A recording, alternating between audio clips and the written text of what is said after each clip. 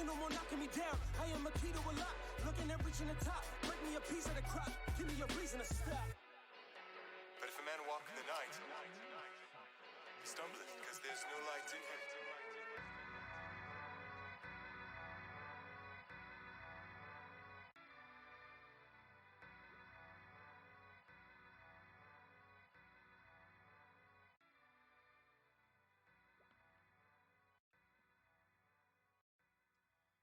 So this trap, it Wait a minute. Yeah. Bars, what up? Stat, what up? Yeah. I don't wanna sound like them. Them clones with average flows, have no souls, have no goals. Type to rhyme over their vocals, doing a show. I sit back, laugh and smoke. What a joke, miserable bastards, critical assholes. Let me ask them, they think they nice? Let me get the mic, I'll embarrass them. Apparently these parrots, comparable to animals. Garbage picking savages, zombie-like cannibals. Feed on their own kind, fly just to get by. Smile in the daylight, then cry in the nighttime. I stare at a gloom sky, sipping on moonshine. Playing the night shift when nobody walks by. I stay on my damn grind, sun up to sunrise. 24 hours a day, somewhere they can't find. Side of the sand, hiding a couple of landmines. Quiet, keep to myself, I'm out of my damn mind. Most of them can't flow, some of them can't rhyme. The blind leading the blind, don't see the divide. Had to make a tough choice, was hard to decide. To lose at life or suicide. Then I chose do or die, then I did. Then I tried, almost quit, then I strived, I survived, holy shit, I'm alive and surprised with my back on the floor, looking up, and I rise from the grave to the heavens, from a slave to divine. This ain't the way I seen it, dream scenic, the son of good, I'm misunderstood, far from perfect, a ton of good, hopping to the curb, believe what you see and not what you heard, on my word? Forget about everything you deserve, cause nothing ever come easy unless it's truly yearned. It's what I yearn for. Got educated to learn more. Couldn't touch me. When it comes to this music, I'm hands off. Put my blood and sweat aside when I'm thinking these bad thoughts. It's sad to think about all of these times that I ran off. I couldn't get along, but love don't change, don't get me wrong. Walk my own path, trying to figure my way back. Well, on the way back, I'm 10 steps ahead of you, way back. Best to stay back, think of my temperament's laid back. I'm the same cat, the day that I started, I slayed tracks. How my brain acts, scramble your theories, remain facts. I'm the train tracks, you build foundations on paid tax.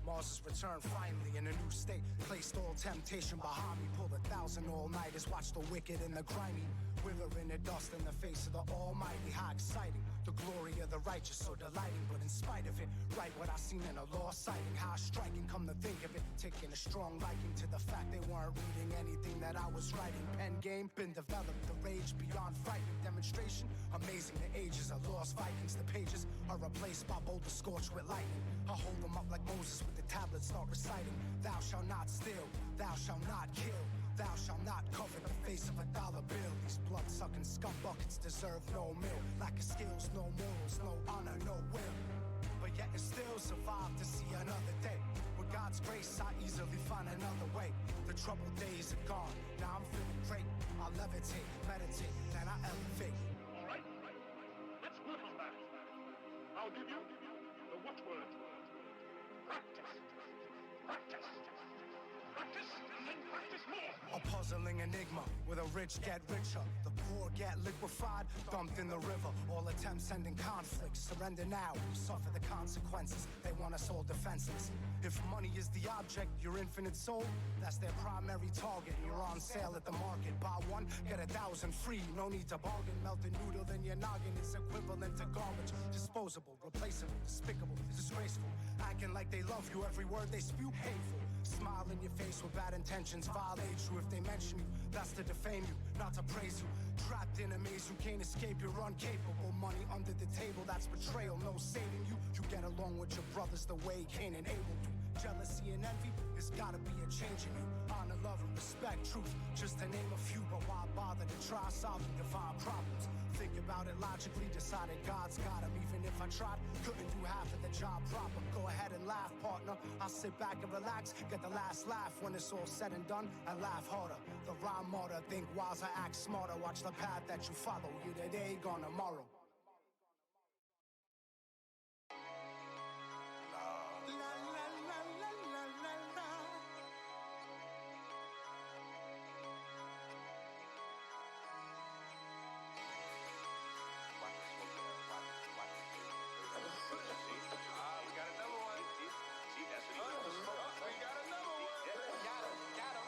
Body cash a rapper. Plenty of fish for snapper. Chat overrated. Bitch, I sending photos to my DM, I hate it.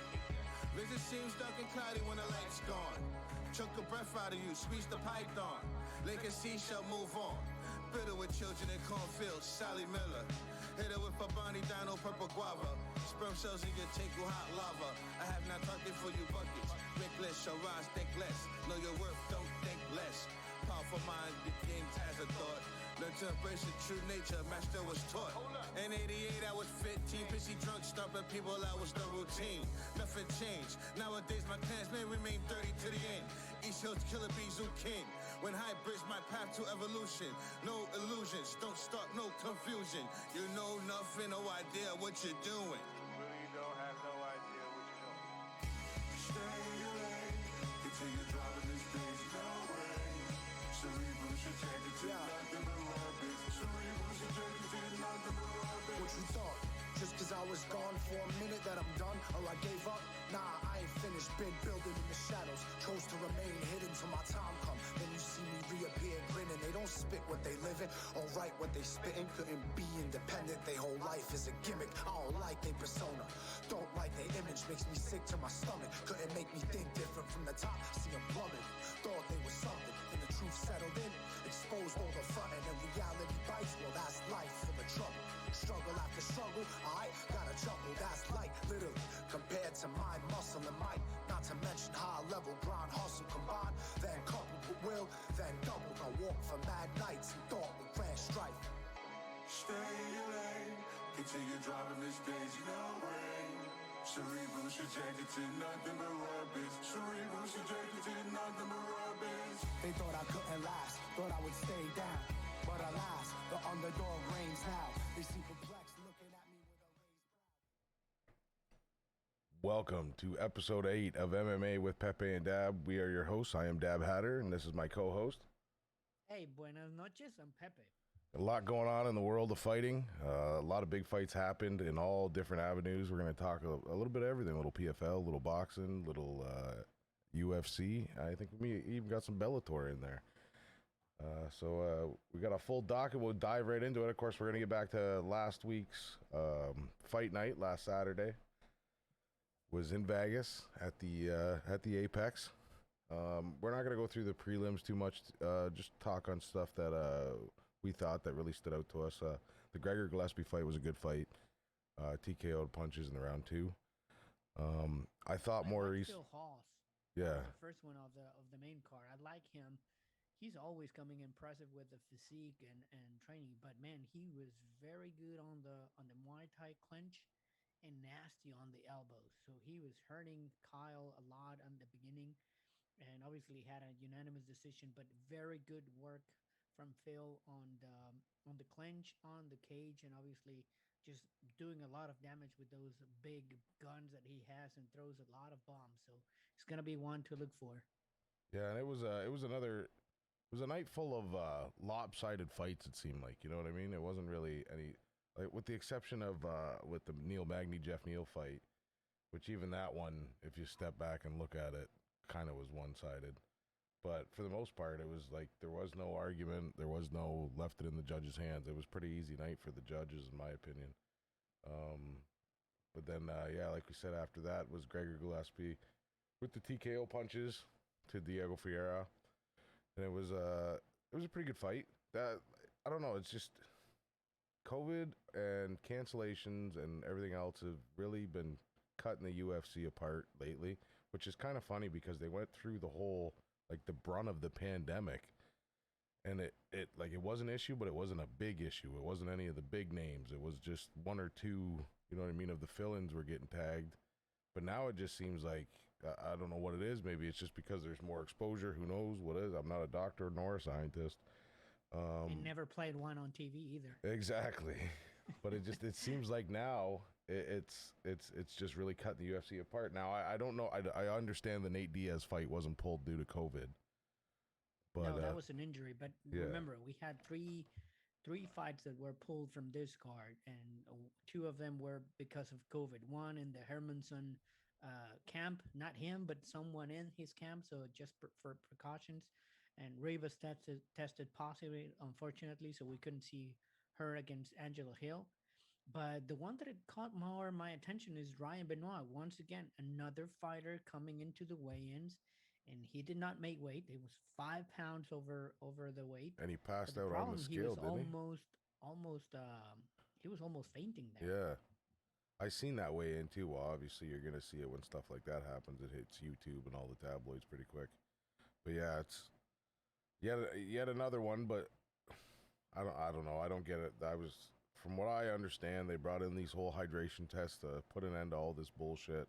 This was never supposed to happen again, but it seems like it's happening more now than it did before, in my opinion, with the exception like Cyborg and stuff like that. But it's not a surprise. I mean, those sort of things happen, and I mean, coming and speaking in miles away of differences, but doing high school wrestling and watching people do weights and then just almost falling asleep after that or just fainting in that way.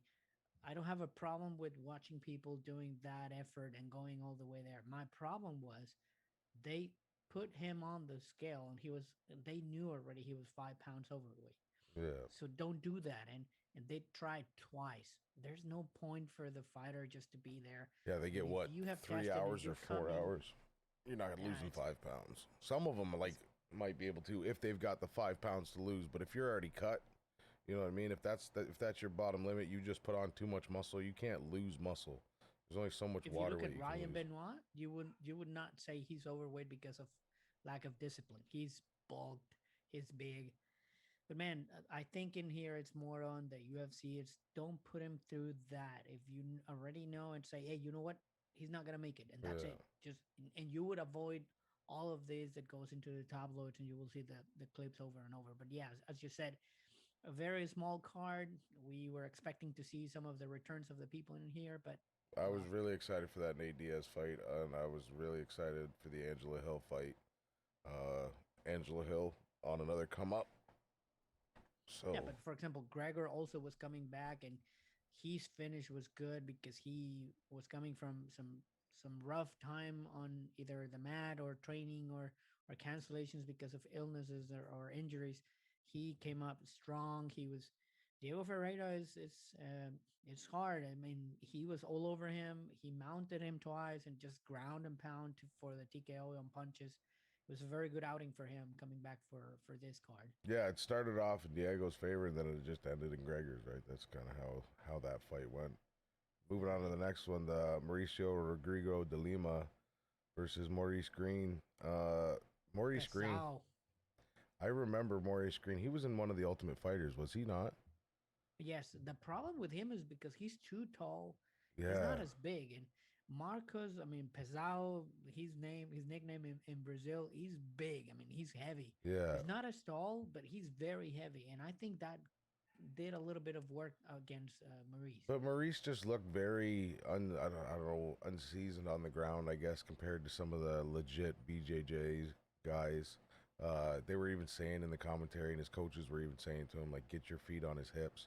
His fucking legs are 12 feet long. Like, if he had been able, like, I understand that's a long way to bring him back, but it didn't even look like he was trying to do it. And if he does that, man, he could really kick that guy all right. He'd get it off him, but he just got smothered, and he was smothered for all 3 rounds, basically. And No, and he lost the fight. as people tell us, yeah, it's easy for us to say when we're sitting with a beer watching them over there. I think the weight on him and that gets you tired. I mean, it's easier to see some of the movements that he could have played, but maybe he did not train on the ground too much with a sparring that could be as heavy as Rodrigo.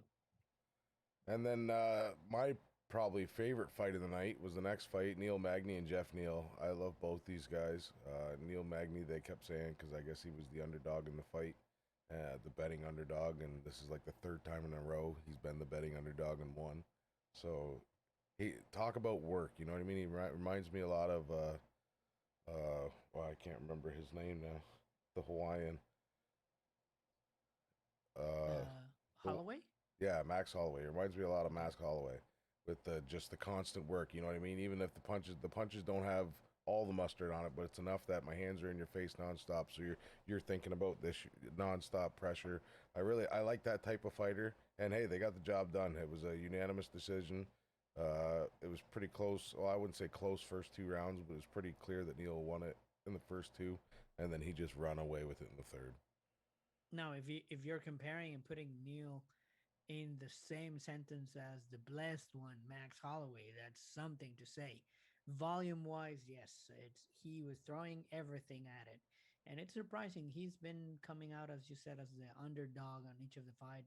But man, what an outing! Jeff Neal is not an easy piece. Is not an easy outing. He's very dangerous as well, but he had it his way. Now, one of the things that I'm concerned, he either needs to put a little bit more weight on and strength on him. He fight off very well on the defense for takedowns, but he got roughed a little bit. He got touched a little bit more. Yeah. So he needs to be taking care of that because that pay off in the end. Yeah, Jeff Neal definitely made it a fight only in the fact like he threw a quarter of the punches, but that quarter of punches counted. You know what I mean? You could tell he was one of those punches away from knocking Neal Magni out, but it's just he just couldn't get the shot in, and then basically Neal Magni outpointed him more so than anything, just by constant work and constant pressure. I don't know if Jeff was ever in some real danger. There were some good shots landed by both of them. But yeah, it's just Neal outworked him. Congratulations to him. Made for a hell of an interesting fight. I love watching fights like that. I like watching good boxing in the ring with smaller gloves and stuff like that. Yeah, that's striking from him. It's interesting, and I agree striking and kicks too. Yeah, all of that on the standing from Neal is just exciting to watch. I'm looking forward for the next matches that he can have. It's a good matchup for some of the same division that we have in there, so it would be a very good outing. And seeing him, it's like Rose Namajunas, all of those styles, striking on standing. I love that stuff. It's that's when you really see the art, and I love it just as much as I love people on the ground doing BJJ really well, rolling, and you know what I mean, flipping different locks and different submissions and stuff like that, and getting out of it. And now that I've watched it for so long, and Joe Rogan does a great job explaining stuff as it happens. You know what I mean? And through the years, because he does it himself, obviously, and everything. And the same with Dominic, the same with DC. They've all got their specialties, right? So that when they go through and they explain it, you then essentially learn Brazilian Jiu-Jitsu through the TV. Obviously, not to the level that they do, but you get an understanding of it. So I love to watch them roll. I'm not one that wants to see people stood up all the time. That's kind of like why I like Herb Dean because he lets a lot of stuff rock. Whereas a lot of other refs would stand him up to try to get that excitement going. Most people love seeing the stand and bang stuff, right? But I like the ground game just as much. And you have to remember, he comes from a win on a submission to Robbie Lawler. Yeah. Nothing easy to do with Robbie Lawler. So he has shown that he can do both. But I agree with you. Some of the casual fans that we're coming into, or some of the aficionados that we are right now, it's interesting to see all around fighters like him, because we can learn a little bit more of the techniques or how they approach each of the fights and the training. So it's very interesting. I'm excited to see what's next for Neal Magni. Yeah, no, it's definitely not that I didn't know him before, but if I was a first-time fight watcher and I seen him fight, I would definitely be excited to see him moving forward. That's a name that'll stick in people's brains just based on that performance alone. And then an unfortunate event, Alex Morono kicked the living shit out of Donald Cerrone. I love Cowboy to death. He's probably one of my favorite fighters. If not, no, GSP is probably my favorite, but Cowboy's right there next to him. And it's so sad to see Cowboy. Now, he had said that he wanted to move down to 155. And then I think this was the grudge match with Diego. So that's why he agreed to it. Obviously, the craziness goes down with Diego and his fucking coach, which there's a whole new aspect of that since last week that we've talked that we might get into later. But anyway, Diego pulls out. Cowboy being Cowboy, he'll fight anyone, anywhere, anytime. That's the way Cowboy goes. So Alex Morono, he called right away, said if any of these guys back out, I want to be in it. He got his shot, and he didn't waste no time taking advantage of it. He took the best of it, and I agree with you. Some of the things that we love of Donald Cerrone are the ones that are hunting him right now. 100%. Why we love him? Because he's brave. Why we love him? Because he went to battle to each of those fights. He was taking a lot of punches. He has given a lot of punches and a lot of excitement. But now we are seeing that probably all of those are just paying off.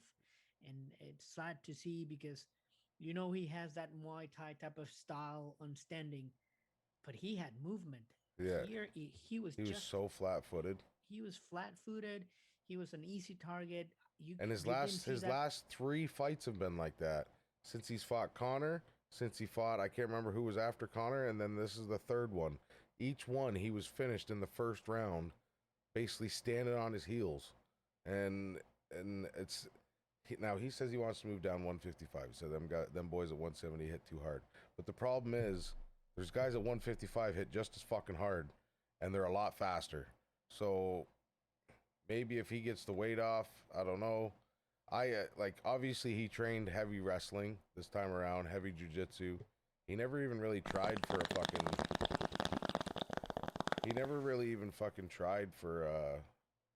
a shoot or anything. He didn't have time. He just stood there and got punched in the face.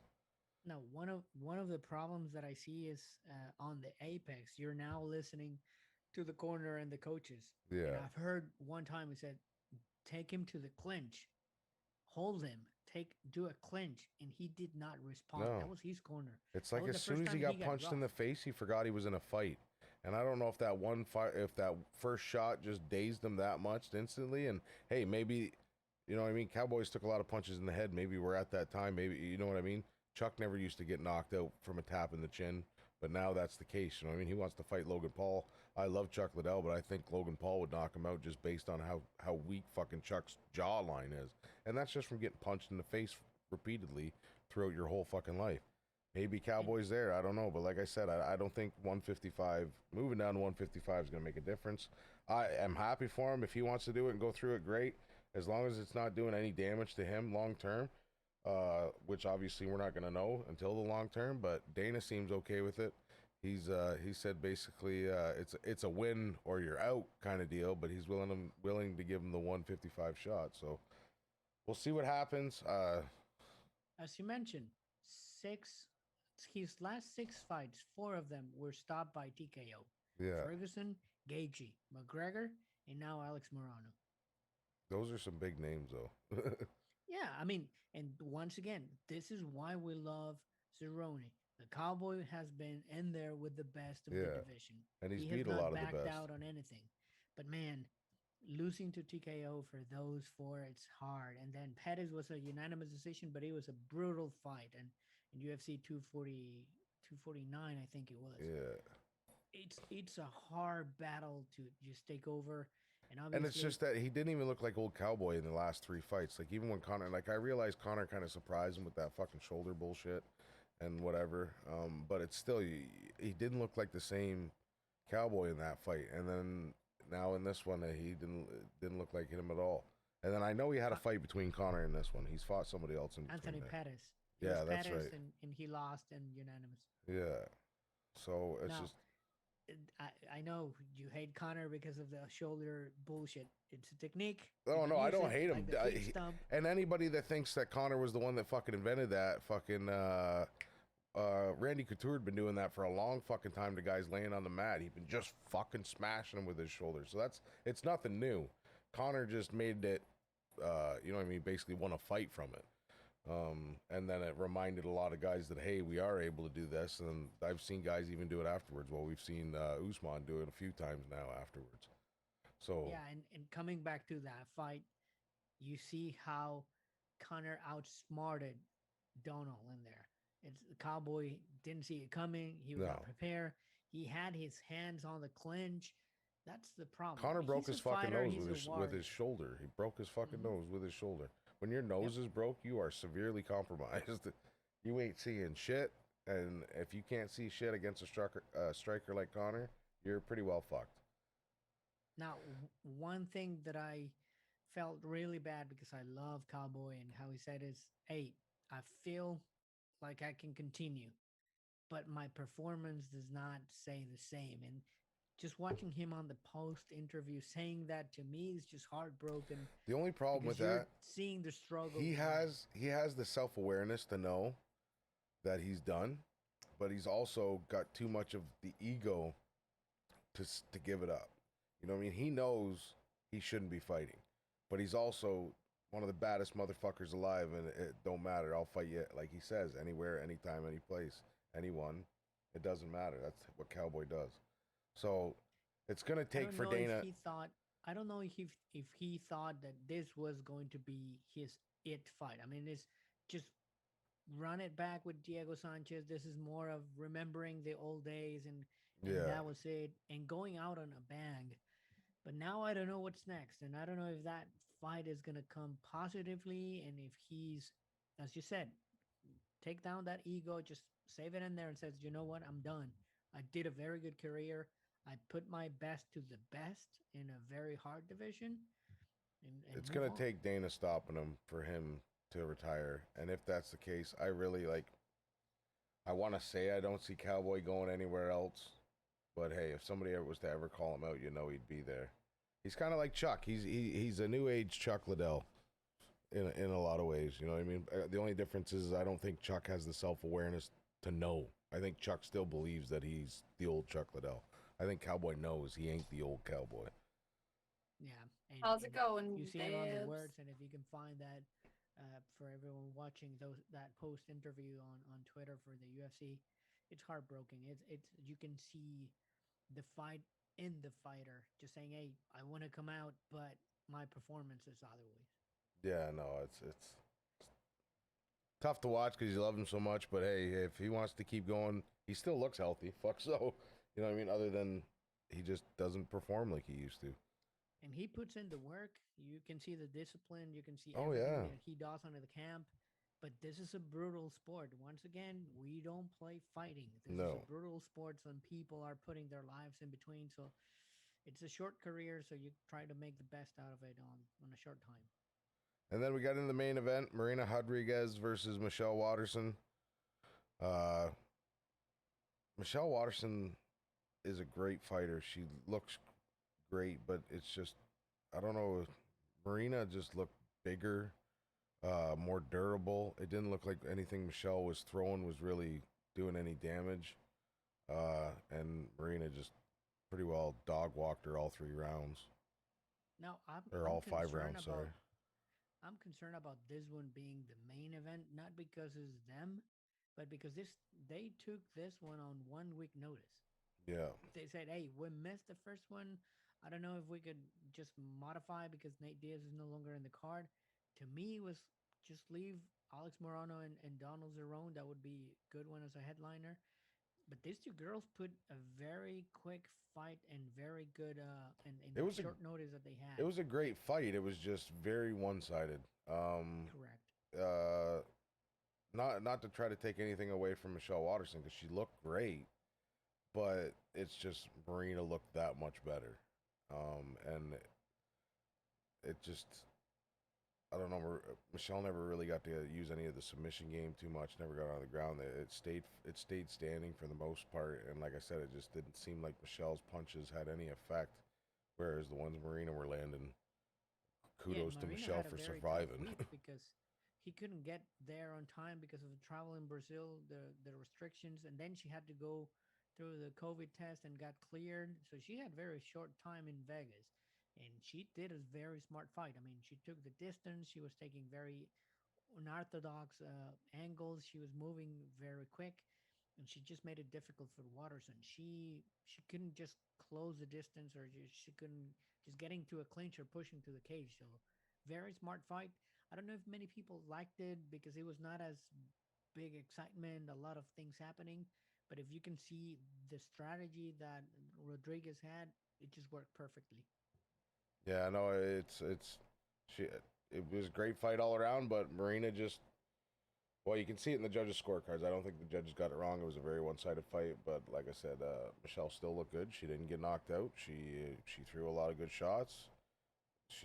I don't think she lost any stock by taking this L. You know what I mean? Obviously, she might go down in the rankings, whatever have you, but I don't think it was a huge defeat for her. But it's just another scenario of it's a type of division where you get all these people that are, you know what I mean, close to the top or just get barely there, but then you get them top 3 or 4 ladies that it's just you can't touch them. They're on a different level. And that's the only problem there. But hey, that always happens, and you wouldn't find the next one of those. You wouldn't find the next Rose, the next Joanna, the next Amanda Nunes, the next Ronda Rousey, unless we had girls like this fighting. So kudos to them for putting in the work, and it was a great fight, and I was glad to watch. But that was another. Go It ahead. is surprising to see Michelle just being ready because that's what she said in the post interview. I tried to always be ready, and she looked good. I mean, she had the wind, she had the work. Physically, she looked strong. But man, just as you said, it's just the better fighter out of this one. Yeah. It was not a bad card for the UFC, considering what happened. Those two fights that got taken away could have made this probably one of the biggest fight nights so far this year. Uh, and as you all know, I've repeatedly said that up until COVID hit, basically the fight nights were kicking the pay-per-views asses. That hasn't been the case as of 2021, it seems. And then hey, I'm happy to see it. At least people are getting their money's worth. Why give all the good shit away for free? But I won't lie, I was enjoying it while it was happening. Exactly. But moving out of the world of MMA, we'll get over into the world of boxing. Pepe, I don't watch boxing much. I've just picked up boxing now since I met you, started talking to you. This was honestly my first Canelo fight I've ever watched. I've watched like obviously old fights of Muhammad Ali and Mike Tyson and stuff like that. But I've never really kept up to it. And I watched the Fury fight, and now I've watched this, and of course all that circus that goes on over at Triller.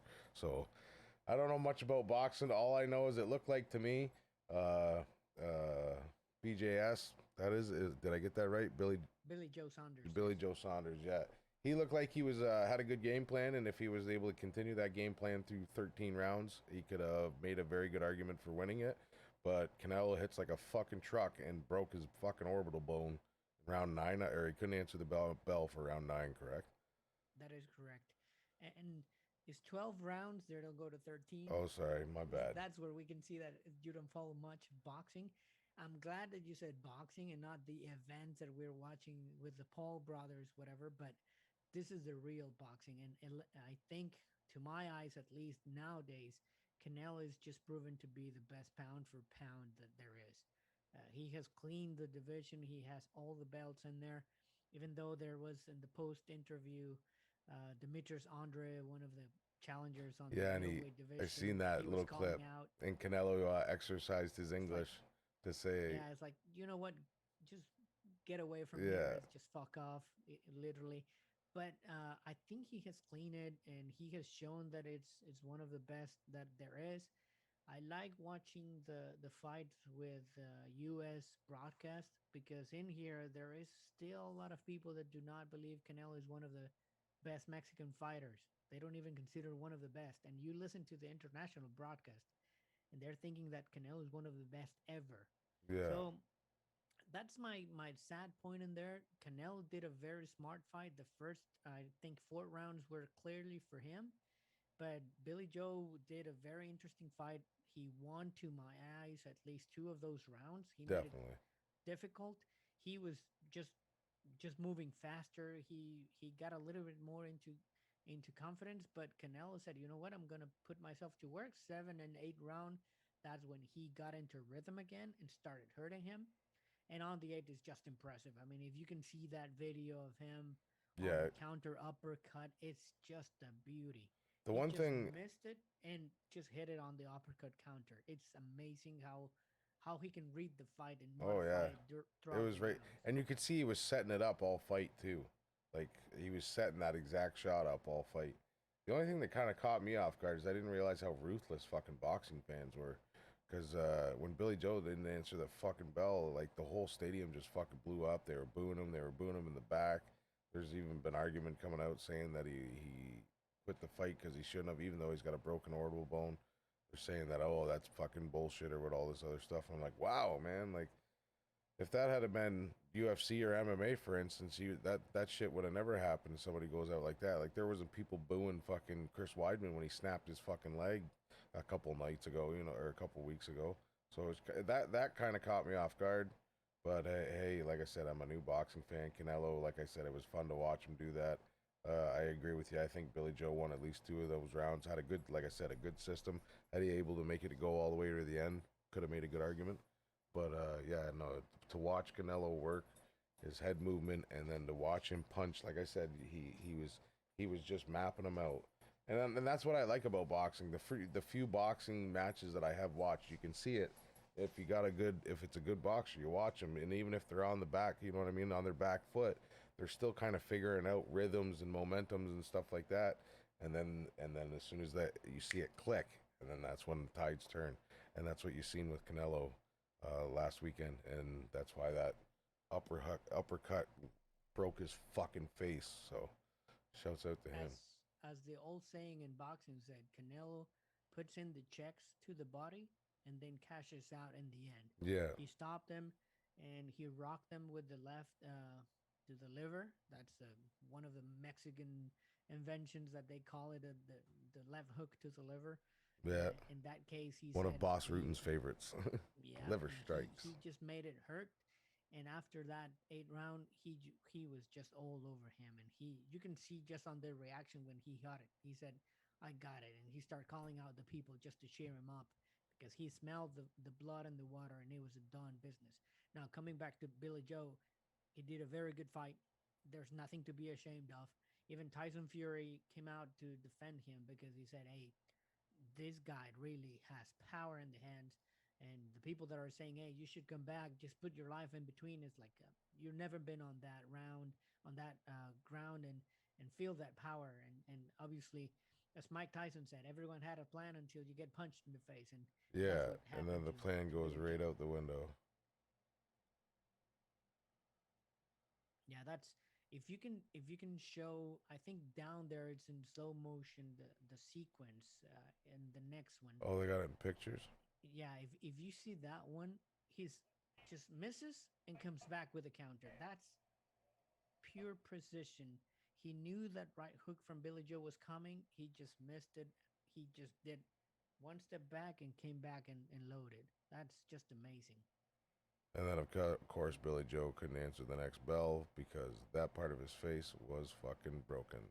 Now, one of the things in there is that I don't know, and this is coming back to UFC. We have very good doctors in the UFC that called off the fights because of a cut or an injury or something. In here, it was the corner that had to stop it, not the doctor. The doctor came in and watched it, and that was my confusion at that night. I didn't know if it was the corner or the doctor stoppage, but it was he didn't come back. It was his corner. Yeah. So, great boxing match. That's the kind of boxing I'd like to watch. That definitely made me excited. I can't believe how packed out they had fucking Jerry World. That was insane to see. I think it was like the third largest indoor or outdoor stadium or something like that ever in boxing. 73,000 paisanos, as we can call it over here. Let's not talk about who was there legally. we had 70,000 people in there. That's it. So now I know, like I said, I'm a fair weather boxer fan, but I know one of Canelo's only losses is to Mayweather. Do you think that fight would ever happen again? Mayweather's never going to take that fight again, right? It's not gonna happen, and that's long gone. The only what's next for Canelo could be Caleb Plant. Yeah, Caleb to Plant is unify all the very belts. Yeah. He's a very dangerous man. He's very good. He's disciplined. He's got a heart and punch. So that's the next one. And if you want to go out with a bang and you want to run back another fight, it might be Triple G Canelo Yeah. because those two fights have been very, very close, and that might be one that could be happening soon. But not sure what I mean. That's his future, and he holds it in his hand. I mean, he can decide because he's got everything. A lot of And people saying nowadays, he's just getting into his prime. yes, but and still, why don't you retire on top? There's only one guy that did it, Ricardo Finito Lopez. He was never touched. He was never rocked. He was the Mexican champion that went undefeated, and he retired on top. And why not? I mean, if you have accomplished everything and you have all the titles, you can go out on top. But still, we know how these things go, and they That might warrior continue to. mentality, man. It That's can be a correct. bitch. So we'll move back into the world of MMA. Like I said, I enjoyed myself watching that boxing match, and it was kind of convenient. The UFC event ended just as Canelo was basically getting into the ring. So I seen a little bit of the man. There is a lot of walk-in bullshit going on compared to regular UFC. It's quite the spectacle, which makes Don't me. you mess with our mariachi music. But like that's not too much of a stretch from the bullshit Triller was doing. Like obviously they did it, they went a little overboard with it, but it's a spectacle. It's more. It's not just the fight. It's the whole thing. That is correct. Now, Kayla, she called out people. Kayla did a very good fight on PFL 3. I watched that fight because I was eager to see her. My interest really to see Kyla is because she's part of the Amanda Nunez camp. So she trains with her. And man, she dominated. It was a very quick TKO. She controlled, she was on top of it. It was ground and pound. But the most important thing afterwards is that she's the baddest woman that there is in every room that she steps in. So she's calling out for people. So that's interesting to see. Now does the UFC's got to have money invested on this? Don't do they not? I'm not sure because PFL is on ESPN as well, but they don't run the same things. They have their championship type of thing. I don't know how much UFC is in there. If I would love to see some of the people just unify and have those different two belts and then have them fight against each other, that would be interesting because we see talent like Kayla in there. Yeah, this is true. And hey, this I don't know. I'm all for it. Any fights are good fights. And shout out to Kayla Harrison for kicking ass in the ring. Now, on that same card, and that's the next note that we have in there, is I heard Fabricio about Verdun this. lost. Yeah. And that was a very controversial loss because we saw on the match that he was his opponent was tapping in. I don't know if that was going to stand or if it was going to be a no contest, but well, this changed and they just announced that Verdum fight has been called and overturned as a no contest for it. There we go. Yeah, that's where they were calling out,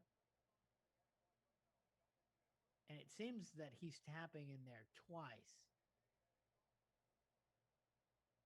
and then continue. That was a controversy.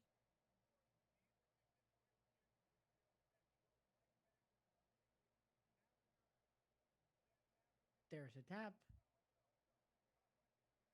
and there's the other tap. Yeah, But that's to me, that was a tap, and it should have been stopped because Fabricio had him, and then the fight continued. He was a bit tired and got rocked. But I'm glad that they reviewed it. Once again, uh, to be a referee is a very tough job. It is very difficult to be in there. He might have been on a different angle. He might have been not watching that hand, but what was happening to the neck. It's hard job already for those gentlemen. And one of the things I've heard Mark Smith on the Joe Rogan podcast, and he was saying, "Hey, we get together, we discuss. we say, hey, what do you think? So they're open for feedback. And in this case, I'm glad that they call it right, and just just call it as it is. Hey, I did not see it. That happened. Let's do it in all contests, and they can run it back again. Well, shout out to Mauricio. He's one of the best fighters to ever do it, among some of the greats.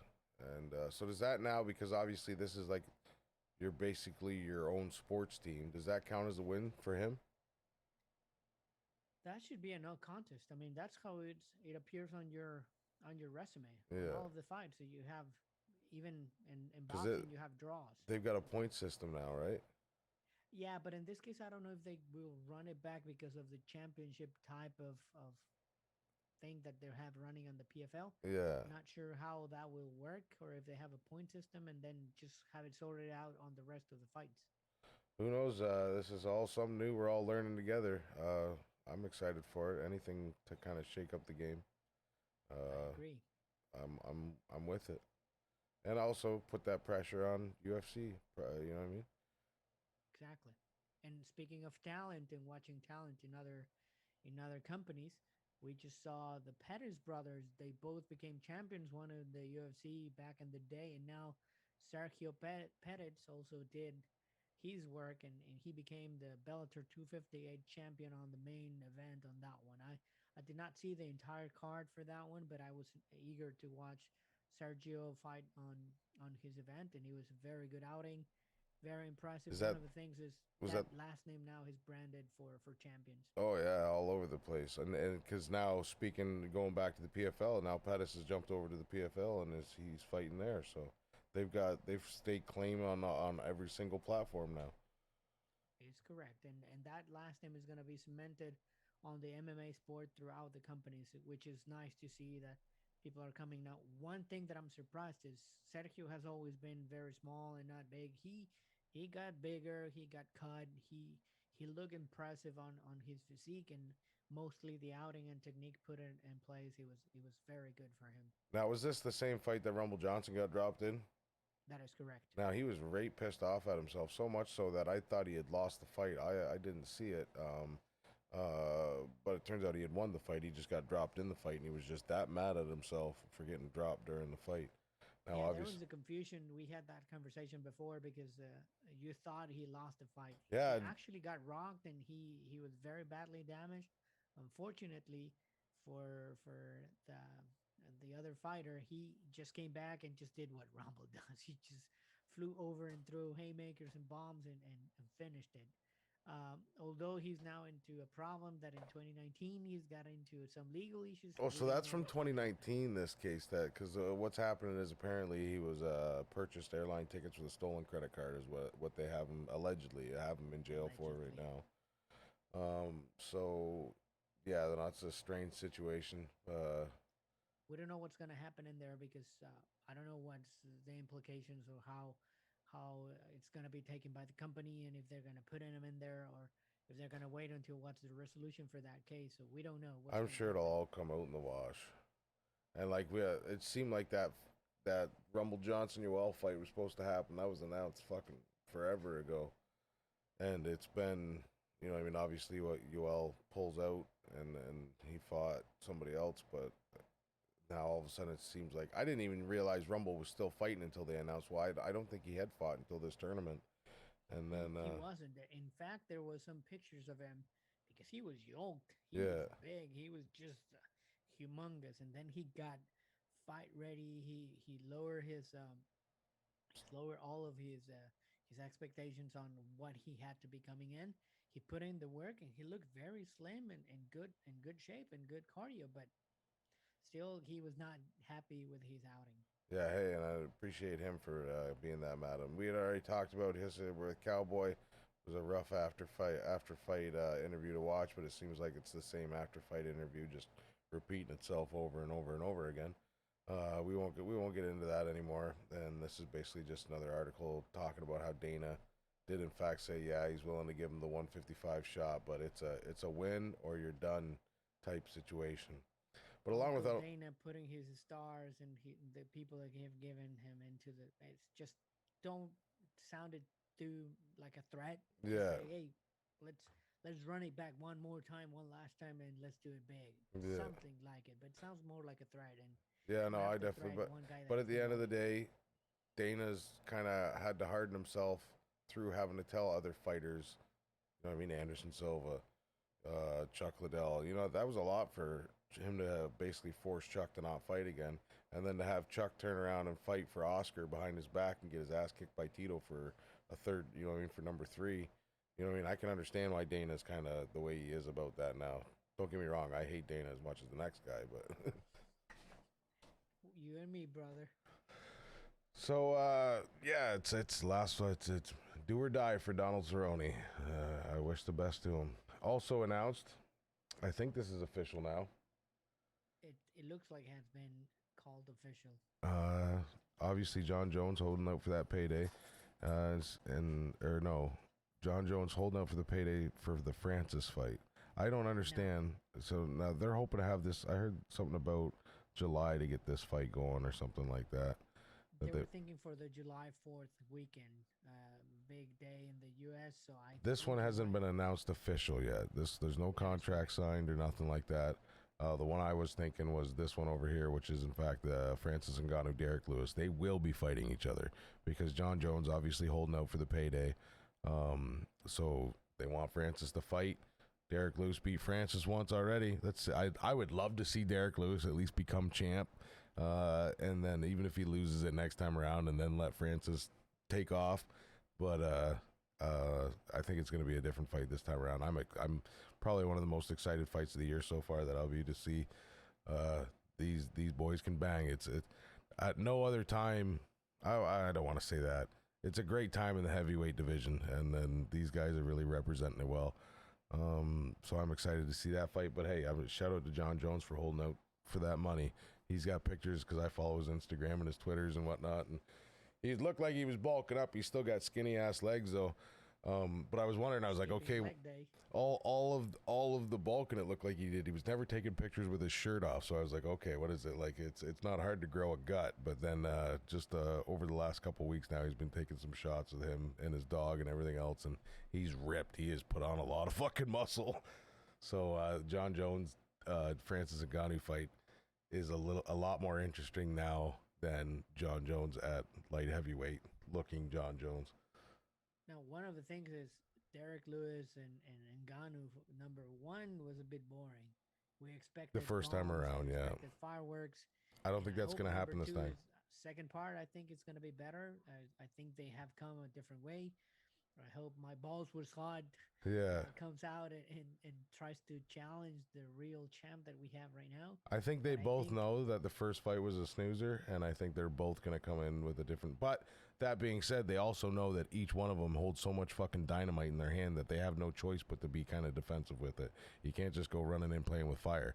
That being said, Rosenstruck knocked out fucking Overeem with a pretty solid shot, and Francis wasted no time running in and knocking his ass out. So it'll be interesting to see. Will we see the Francis that fought Stipe and kind of hold back? Or will we see that the Francis that had fought everybody else the same way other than Stipe and run in there and try to knock Derek Lewis out? And who knows, the counterpunch king, you know what I mean? The one-punch champ, Derek Lewis himself, he's never not in the game. So I'm excited for this fight. I love both these guys. I agree. It's going to be interesting to watch. Now, it makes sense for Stipe and Jon Jones to run it. Now the way that's so I got a couple things about this. They had said that they were possibly wanting to run this one in July. We all know Stipe Miocic fights on his own time. Through other avenues, we've now found out, not that we now found out, but Stipe had a baby. He loves his family. He's doing his thing. He said he wants to take time. He wants to take a break to get his shit figured out. Whatever. He may not even know if he still wants to keep fighting. He's got to figure that all out. I think he's going to come back and he wants to go for the belt. I don't know why he should have to fight Jon Jones in between that after his championship run. And obviously the scenario, like he beat Francis once already and then Francis beat him. It just makes sense to go right back to the fucking rubber match. I would be totally understanding if Stipe didn't want to fight Jon Jones, nor do I think he should have to. Just because Jon doesn't want to get paid to fight Francis. And I don't know why anybody would think that Jon's going to want any less money to fight Stipe than he's going to want to fight Francis. Now, obviously, John's parted ways with his agent and all this other stuff, so I don't know if that's going to have any bearing on his negotiations with the UFC. But I don't see this one happening, not anytime soon. I don't think Stipe is going to want to come back and fight as fast as they want him to, nor do I think they're going to want to pay Jon what John's going to want. So I think this is a little bit of wishful thinking. I think I think the only reason they said this is that to kind of take the heat off of the Lewis Ngannou announcement, so that Dana doesn't have to deal with all the people saying, oh, it's just because he doesn't want to pay Jon, blah blah blah blah blah. I think this is just them releasing that. I think it's all smoke and mirrors, in my opinion. I'd be excited to see it, but it doesn't make sense to me. Now, who's there then for Jon Jones to do it? And him firing his manager makes a lot of sense. That it might not happen. The numbers that they were giving, 30 million, it's obviously, yeah, Jon was going a little bit fucking, but hey, when you watch guys that like the boxers, but it's a different structure, right? But there is still no denying that the UFC is making quite a bit of money, and they could probably afford to pay their fucking fighters a little bit more than what they do, or at least try to change up the structure. Or hey, if these boxers are making money like that, the only problem is it's the same in boxing. The lower level boxers aren't making fucking big bread like the high level boxers are, so it's kind of hard to gauge it like that way. You can't gauge it. The only reason the Paul brothers get paid so much is because they've got previous popularity going into that match. So, of course, they're going to bank on it. Same as Floyd. Floyd built that money off of his name by not getting beat. So, and now same with Canelo. I don't doubt he's making bank, but it's only because of the fights he's put in. And the same goes for UFC. You fight good, you get paid. Jon, obviously, he's had a lot of good fights. He's one of the greatest to ever do it, if not the greatest to ever do it. He just wants to get paid, man. Yeah, and in those cases, the money bag distribution in the UFC is you try to make it fair, and then you're giving performance bonus throughout the night. In boxing, it's just one big bag for the main event, and the other ones they're just paying almost nothing. Some people are just getting there on the preliminary fights just to have a name and have a participation in the event, but you are hardly getting any money at all. Well, it's no different than like it's no different than like BJJ tournaments or karate tournaments or shit like that. You're doing that to further yourself within your study. You know what I mean? That's all part of the becoming a black belt or becoming a pro or becoming golden gloves. So they don't all necessarily get paid to fight. The UFC isn't you trying to advance your belt. The UFC is professional fighting. You know what I mean? So I think they should be held to a little bit different standard. Just my opinion. Agreed. But yeah, like I said, I think it's all smoke and mirrors. I think it was just them trying to take off the heat of announcing the Francis Ngannou Derek Lewis fight, which is official. I think that's the only reason we got this Stipe Jon Jones fight. Like I said, I don't think Stipe wants to fight anytime soon, nor do I think Jon wants to fight Stipe without a big bank. Stipe and Stipe and Jon is just as interesting to me as Francis and Jon, so I can't see why Jon would want any less. And then, we talked about the Angela Hill, Amanda Ribas. That was all of it. And so now, next, we're going to get into next week. Yeah, we're back into another pay-per-view. Another card that, unfortunately, has suffered a lot of casualties due to COVID.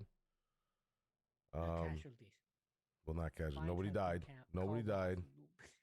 Bad wordplay. Yeah. The fights themselves died, though. A lot of them are getting put off. Some of them are getting moved to other weeks. I only picked the main card, obviously. You gonna do the expert now? Now, one of the fights that it was called off in there, it was Leon Edwards. Yeah.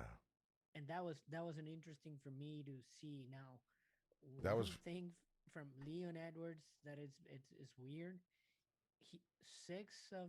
5 of his last 6 fights have been either canceled or moved, which is very odd and very, very unfortunate.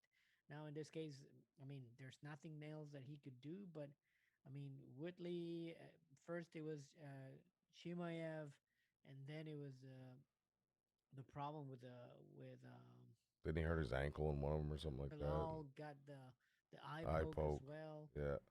So it's very unfortunate that we don't see Leon as well in these fights. But now 262, I'm eager to see Chandler versus Oliveira on the main. That's going to be a great event. fight. That is going to be a great fight.